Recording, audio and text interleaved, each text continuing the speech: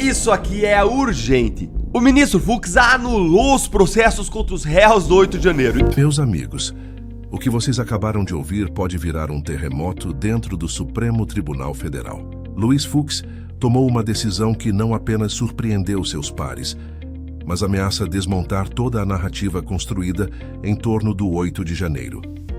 Não estamos falando de uma revisão tímida ou de um detalhe técnico. Estamos falando da anulação de todos os processos, de todos os atos que sustentaram as condenações até agora. Isso significa colocar em xeque a própria autoridade de Alexandre de Moraes e expor fissuras que até então pareciam impensáveis dentro da corte. Se os votos de Fux ganharem eco, veremos inocentações, reduções de pena e, principalmente, a queda de uma muralha que vinha sendo erguida como definitiva. A pergunta é: o Supremo vai aceitar essa reviravolta? Ou veremos uma batalha ainda mais feroz entre ministros divididos? Antes de avançarmos, seja muito bem-vindo ao Veio à Tona. Eu sou Eduardo Lenoy. Se você é novo por aqui, já se inscreva no canal para não perder nenhuma análise. E se você já faz parte da nossa comunidade, deixe o seu like e compartilhe este vídeo para fortalecer a luta pela verdade. O ministro Luiz Fux passou a votar para declarar a nulidade de todos os atos do STF nos casos dos réus do 8 de janeiro. Ele basicamente aplicou toda a fundamentação que ele já tinha aplicado no seu voto no processo contra Bolsonaro, e pegou isso e aplicou, trouxe agora também para os casos dos perseguidos políticos do 8 de janeiro. Mas isso aí importa? Muda o resultado? Eu vou te contar por que isso é importante no final, e eu vou começar traduzindo esse voto para você de um modo muito simples. O ministro Fux, ele está votando para derrubar tudo, para não deixar pedra sobre pedra, em todos, absolutamente todos os casos do 8 de janeiro e da trama golpista. E se você gostou disso, já deixa aí um like, senta o dedo no like para animar mais gente nesse sábado. E olha só o que o ministro Fux fez em primeiro lugar, segundo a Globo News. O ministro declarou a nulidade de todos os atos, inclusive do recebimento da denúncia e a incompetência do STF para julgar a ação penal, assim como fez o julgamento do núcleo crucial da tentativa de golpe de Estado. Mas não é só isso, gente. Calma que fica melhor. Na análise de um caso criminal, um juiz analisa duas coisas. Primeiro, se o processo é válido ou não, se ele é válido ou se ele é nulo, então. E essa é a primeira parte.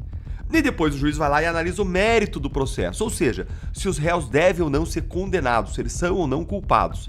Então, depois de dizer que os processos são nulos, que eles não ficam de pé, que eles não têm validade, o que derruba tudo, veja então o que o Fux disse em relação à segunda parte, em relação ao mérito dos processos, ou seja, em relação aos réus serem ou não culpados. E aqui ele examina as provas, os fatos e a aplicação da lei. Dá uma olhadinha aqui no que o ministro decidiu.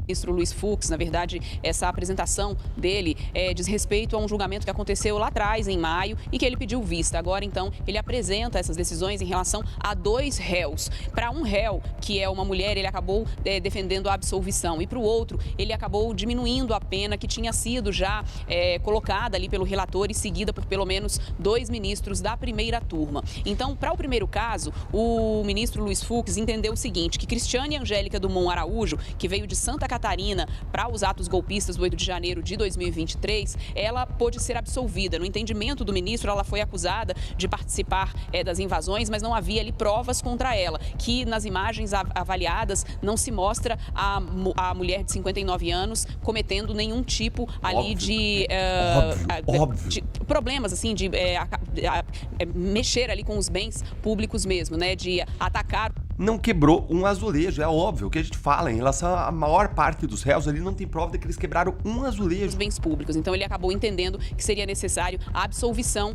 dessa ré. E no caso de Lucimário Benedito de Camargo Gouveia, que veio de Goiás aqui para Brasília no 8 de janeiro de 2023, o ministro entendeu que ele deve ser condenado apenas a 1 ano e 6 meses de prisão por deterioração do patrimônio tombado. Ele acabou abrindo mão, então, das penas para esse réu no que diz respeito, então, aos outros crimes, como, por exemplo, incitação ao crime. Esse foi, então, o entendimento do ministro Luiz Fux em relação a esses dois casos, sendo que a primeira turma do Supremo Tribunal Federal já tinha tido formado maioria, para poder, então, condenar esses dois réus a 14 anos de prisão por pelo menos 5 crimes que foram listados pelos ministros da primeira turma. Leilane. Você entendeu? Você entendeu o que aconteceu?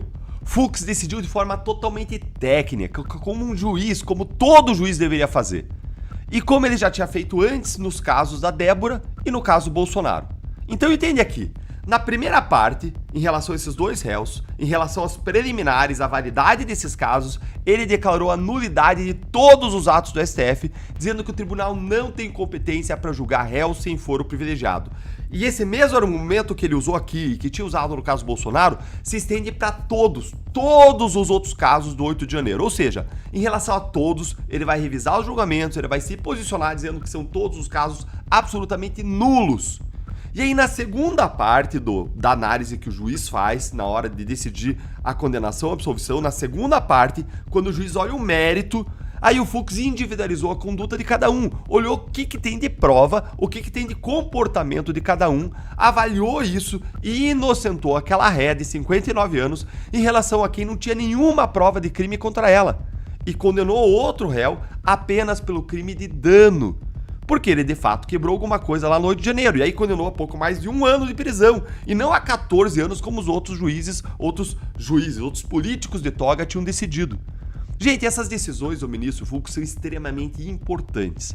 Porque elas plantam mais uma vez os fundamentos de uma futura anulação desses casos pelo Supremo quando o cenário político for propício. Seja com uma vitória da direita nas eleições de 2026, seja com uma nova composição do Supremo Tribunal Federal. Fux está fazendo certo. Ele está anulando os processos que são e sempre foram nulos e, no mérito, está analisando caso a caso. Quem fez, quem não fez, tem prova, não tem. Parabéns, ministro Fux. A justiça e as famílias dos perseguidos políticos agradecem. O Brasil agradece, porque sem ter justiça, sem ter ordem, a gente não tem como construir prosperidade.